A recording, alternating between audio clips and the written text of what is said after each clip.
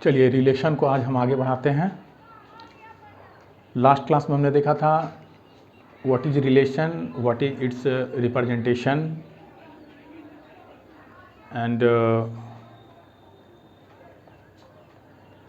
सम example basic. आज हम देखेंगे some particular relation, particular relation. Okay, some particular relation आज हम देखते हैं। ये टॉपिक है जिसमें कि आपका पहला रिलेशन है।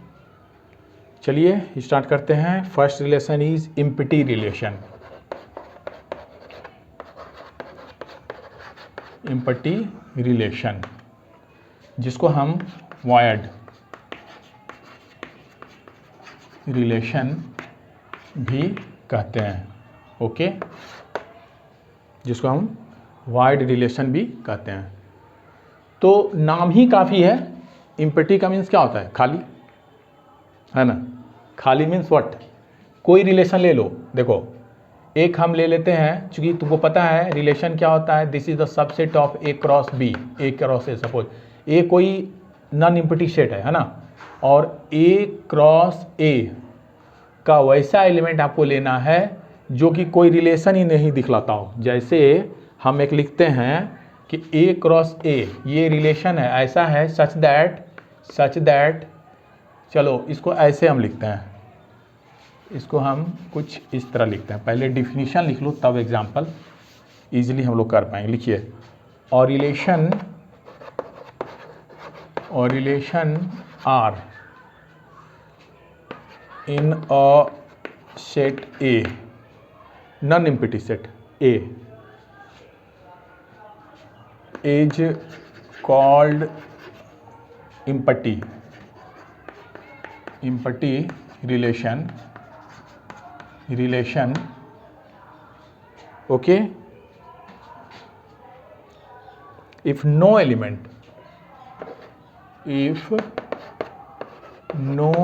element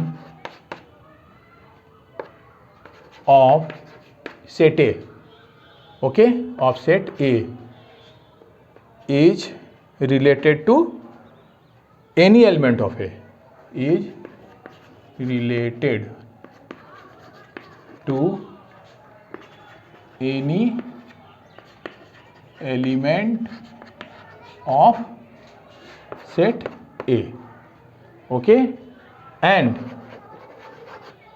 such relation is denoted by phi। ऐसे phi से इसको हम लोग डिनोट करेंगे। और डिफाइन करिए आप ऐसे,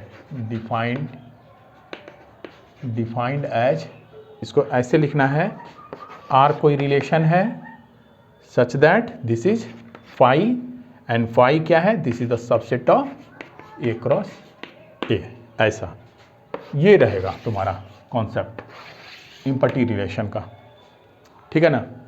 चलो इसको एग्जाम्पल से हम देखते हैं। एग्जाम्पल है, मान लीजिए कोई एक सेट है, let A equal to suppose 1 2 3 R the element, and let R be a relation, ठीक है, इन ए सच दैट या given by R equal to, देखो रिलेशन के एलिमेंट को हम लोग ऑर्डर्ड पेयर से लिखते थे, तो यहाँ भी हम इसका ऑर्डर्ड पेयर चुनते हैं। Such that A B such that A difference B is 4, ऐसा हम यहाँ आपको दे रहे हैं। A difference B is 4। तो क्या ये पॉसिबल है? जब हम ये ए क्रॉस ए फाइंड करते हैं for the set A equal to 1 2 3 के लिए, जब आप ए क्रॉस ए निकालोगे, चलो क्या आएगा? कुछ ऐसा आएगा 1 1 एलिमेंट्स, है ना। ए क्रॉस ए जब आप फाइंड करेंगे तो 1 2 3 अगेन 1 2 3, और इसका ऑर्डर्ड पेयर होगा 1 के साथ 1 1 1 2 1 3। Likewise 2 1 2 2 2 3, then 3 1 3 2 3 3। जो भी एलिमेंट लिख रहे हो तुम 1 1 1 2 1 3, इसी तरह 2 के साथ, उसी तरह 3 के साथ आप जब लिखिएगा तो कोई भी एलिमेंट, दो एलिमेंट का डिफरेंस कभी भी हमारा 4 नहीं होगा, क्योंकि आपके पास इसमें बड़ा सा बड़ा नंबर 3 है। तो किसी भी दो कंसेक्यूटिव नंबर का या किसी भी नंबर का डिफरेंस आपका 4 नहीं आ सकता है। इसीलिए ये जो रिलेशन आपको कह रहा है R equal to A B such that A difference B is 4, this is empty relation. तो लिख सकते हैं इज 4। सो लिख दो। चलो इसका हम एक्सप्लेनेशन कर देते हैं, इसको कॉपी कर लो और इसका एक्सप्लेनेशन कुछ इस तरह होगा। चलिए इसको इरेज करते हैं। देखिए यहाँ हम लिखने वाले हैं, इसका एक्चुअली हमें कंक्लूजन देना है क्यों ये इम्पटी रिलेशन हुआ। तो लिख दो clearly no element in A B belongs to A cross A, okay, A cross A, for which A difference B is 4। So R is empty relation on set A. ये रहा empty relation, means having no relation between their elements. ठीक है, चलिए next relation हम लोग देखते हैं। देखो नेक्स्ट मेरा है रिलेशन यूनिवर्सल रिलेशन। इम्पटी में क्या था, no element related to the element any other element of the set. यहाँ क्या है कि यूनिवर्सल में आप लिख सकते हो, चलो इसको पहले डिफिनीशन में देखते हैं। और रिलेशन आर कहाँ, इन अ सेट ए, किसी सेट ए में रिलेशन आर यूनिवर्सल तब होगा जब सबके सब एलिमेंट ए से रिलेटेड हो, is called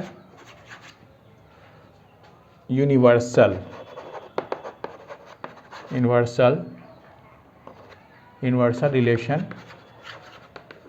relation if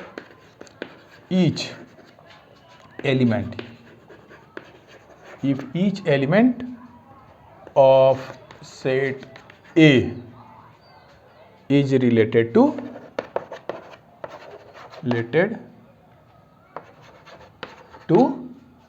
the element of or every element of set A। प्रत्येक एलिमेंट से अगर ये रिलेटेड है तो वो आपका यूनिवर्सल रिलेशन कहलाएगा। ठीक है, और इसे हम रिप्रेजेंट इस तरह से करते हैं। आप लिख सकते हैं R equal to A B, या आप ऐसे लिख दीजिए चूँकि सारे एलिमेंट को हम ले रहे हैं, तो R equal to A cross A. A cross A का जितना भी एलिमेंट होगा सब के सब रिलेटेड है किसी न किसी तरह से, और वो रिलेशन आपका कहलाएगा यूनिवर्सल रिलेशन, है ना। This is subset of A cross ए।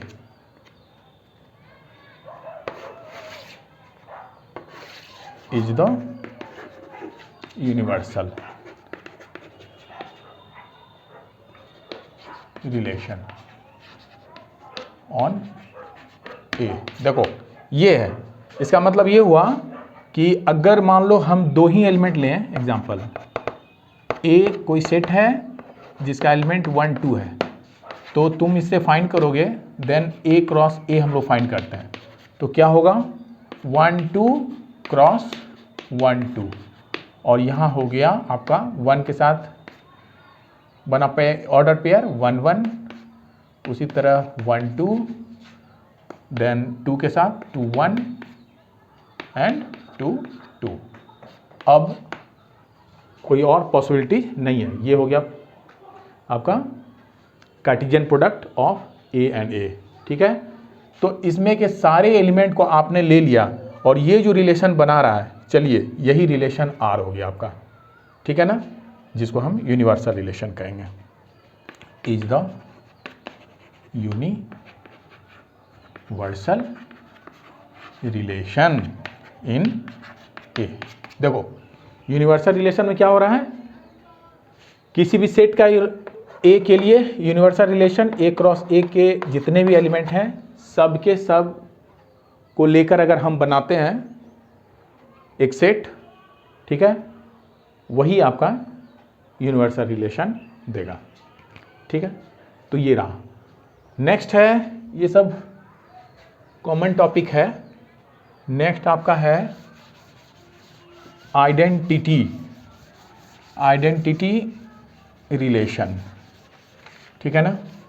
तो उसको हम किस तरह से डिफाइन करेंगे देख लो, इसे कॉपी कर लेना। Third, identity relation. देखो आइडेंटिटी रिलेशन को हम किस तरह से डिफाइन करते हैं, यहाँ पर लिखिए कि कोई भी रिलेशन है और रिलेशन सपोज आइडेंटिटी रिलेशन को हम लोग identity relation identity relation in set ए कुछ इस तरह से डिनोट करते हैं। तो आई ए इज, इसका एलिमेंट ऐसा होगा ए, देख लो दोनों एलिमेंट सेम होगा A such that A belongs to A. यही आपका आइडेंटिटी रिलेशन है, ठीक है ना। Is called the identity relation in set A. इसका मतलब ये हुआ कि ये अगर सेट हम लोग लेते हैं तो इस सेट से ए क्रॉस ए आपने जब निकाला तो ये आया यूनिवर्सल रिलेशन, और इस यूनिवर्सल रिलेशन से आप वैसे एलिमेंट को ले लो जिसका फर्स्ट और सेकंड दोनों ही ऑर्डर पेयर में दोनों एलिमेंट सेम हो, 1 1 और यहाँ 2 2। इससे जो सेट बनेगा वही आपका आइडेंटिटी हो गया। तो इस एग्जाम्पल के लिए अगर हम लिखें, है ना, तो लिख सकते हो फॉर एग्जाम्पल क्या हो जाएगा, if A equal to 1 2 3 then देखना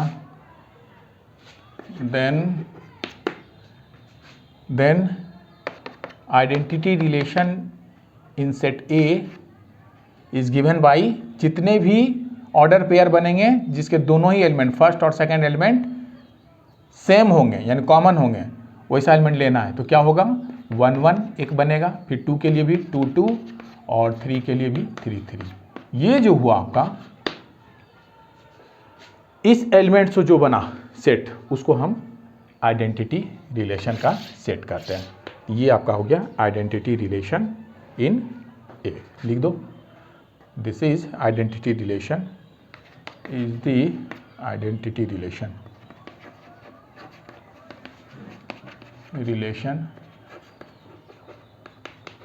ऑन सेट ए। ये रहा।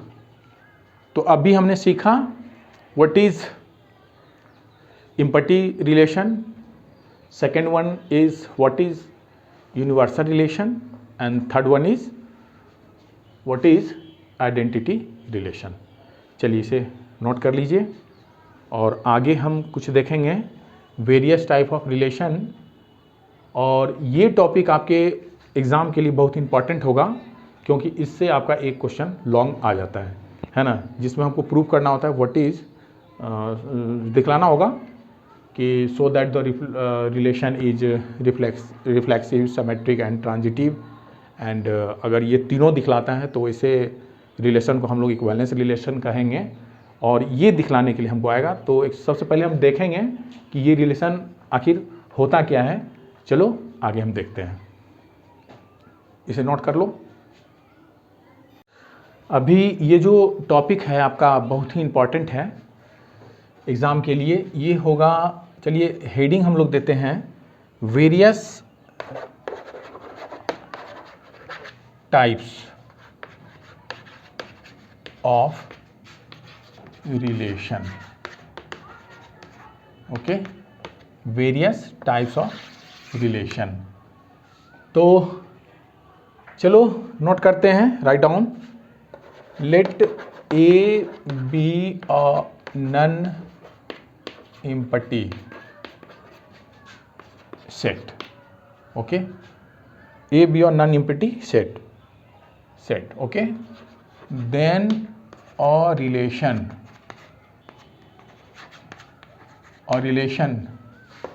R is said to be, देखो पहला है रिफ्लेक्सिव। ये रिलेशन आर रिफ्लेक्सिव कब कहलाएगा? तो जब हमको रिफ्लेक्सिव शो करना होगा तो ये जो सेट आपका गिवन होगा, है ना, ये जो सेट ए गिवन है, तो इससे हम लोग एक एलिमेंट लेते हैं और उस एलिमेंट का दिया हुआ जो कंडीशन होगा उस कंडीशन से आपको दिखलाना है कि इसके एलिमेंट के साथ रिफ्लेक्सिबिलिटी का जो प्रॉपर्टी उसको फुलफिल कर रहा है। देखो इसमें होता क्या है प्रॉपर्टी कि मान लो कोई एलिमेंट है A बिलोंग्स टू ए, आपने A से let A belongs to A, आपने A से A एलिमेंट ले लिया और अगर if A related to A है ना, A रिलेटेड टू A है तो हम कहेंगे देन R इज रिफ्लेक्सिव। देखो ये क्या है, इसको तुम ऐसे भी लिख सकते हो, दैट इज दो एलिमेंट आपने A ले लिया, ए अगर रिलेटेड है आर से, यानी A belongs to R, for all A belongs to A given set से, देन आर इज रिफ्लेक्सिव। ये हो गया तुम्हारा रिफ्लेक्सिव। को जब भी हम शो करेंगे तो उसका एक एलिमेंट लेना है और इस प्रॉपर्टी को दिखला देना है, मीन्स ए रिलेटेड टू ए। ये जो भी कंडीशन होगा वो कंडीशन अगर फुलफिल कर रहा है ए रिलेटेड टू ए तो वो मेरा रिफ्लेक्सिव प्रॉपर्टी को शो करेगा। चलिए नेक्स्ट है आपका सिमेट्रिक। दूसरा होगा केयर करना, जब हम रिफ्लेक्सिव दिखलाएंगे तो एक एलिमेंट लेना है, जब हम सिमेट्रिक दिखलाएंगे, सिमेट्रिसिटी जब हमको चेक करना होगा तब हमको दो एलिमेंट लेना है इस सेट से, सेट ए से, और अगर हमको ट्रांजिटिविटी टेस्ट करना है तो हमको यहाँ से तीन एलिमेंट लेना है। वो किस तरह लेना है आगे देखिए। रिफ्लेक्सिव का केस आपने देखा और अभी हम देखते हैं दूसरा होगा type symmetric. Relation R symmetric कब होगा? तो इसमें कहना है कि if A related to B अगर इंप्लाई कर रहा है B related to A for all A B belongs to A. देखो यहाँ हमने क्या किया, इस सेट ए से दो एलिमेंट ए बी लिया और बता रहे हैं कि अगर ए रिलेटेड टू बी है और हम अगर प्रूफ कर दें बी रिलेटेड टू ए भी है तो ये रिलेशन आर हमारा देन आर इज सिमेट्रिक, ठीक, ऑन ए, ये सिमेट्रिक होगा।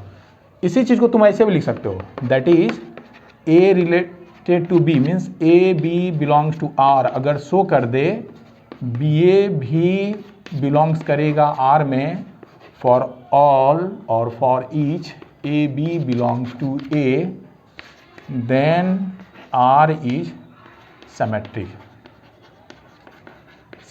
ऐसे हम सिमेट्रिक शो कर देते हैं। यानी आप या तो ऐसे लिखो, तरीका ये होगा, या फिर दूसरा तरीका ये होगा, या तो आप ऑर्डर्ड पेयर लेके दिखलाइए या फिर कुछ इस तरह से दिखलाइए। जो भी कंडीशन होगा उसको फुलफिल करते हुए ये रिलेशन हमको लाना है।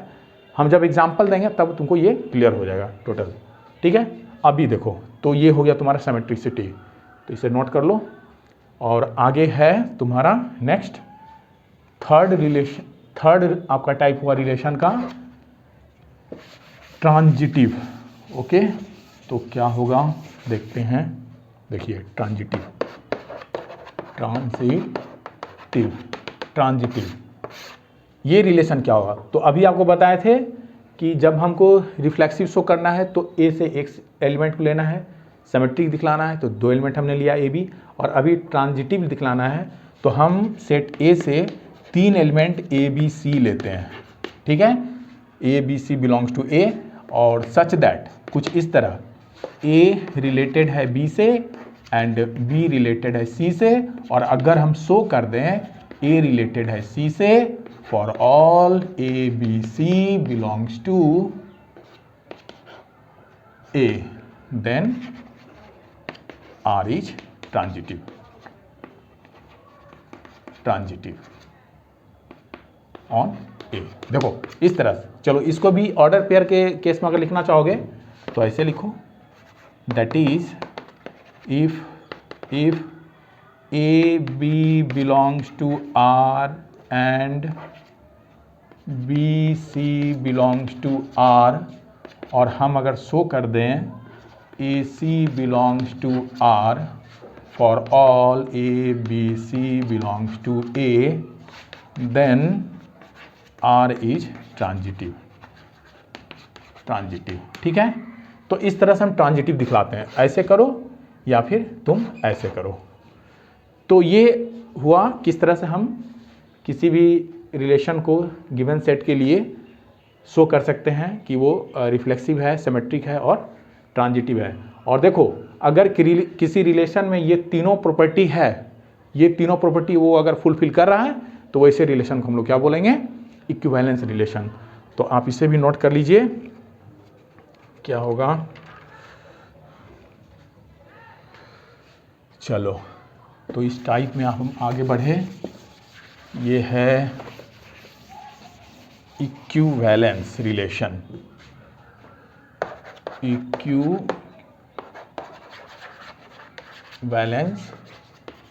रिलेशन ये क्या होता है? तो लिखना a relation R in set A is set to be equivalence